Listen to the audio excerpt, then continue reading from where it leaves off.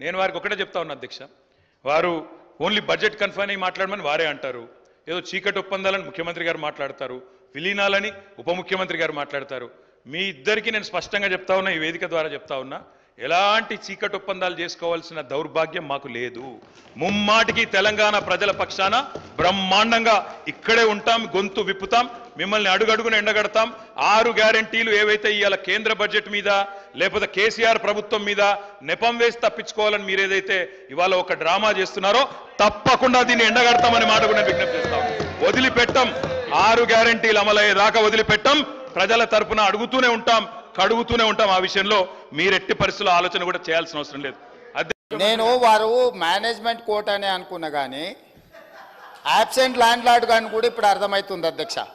ఓపిక కోల్పోయి ఈ రన్నింగ్ కామెంటరీ అవసరం అధ్యక్ష. అధ్యక్ష నేను కూడా అనొచ్చు అధ్యక్ష, పేమెంట్ కోటాలో ముఖ్యమంత్రి పదవి కొట్టేసిన నేను కూడా అనొచ్చు. మాట్లాడడం మేము కూడా మాట్లాడతాం. అయ్యల పేర్లు చెప్పి పదవులు అంటే రాహుల్ గాంధీని అంటుండా, రాజీవ్ గాంధీని అంటుండా నాకు తెలియదు అధ్యక్ష. ఎవరిని అంటుండ అధ్యక్ష? ఆయన ఎవరి గురించి మాట్లాడుతున్నాడు? ఇప్పుడు చాలా నేను గౌరవ సీనియర్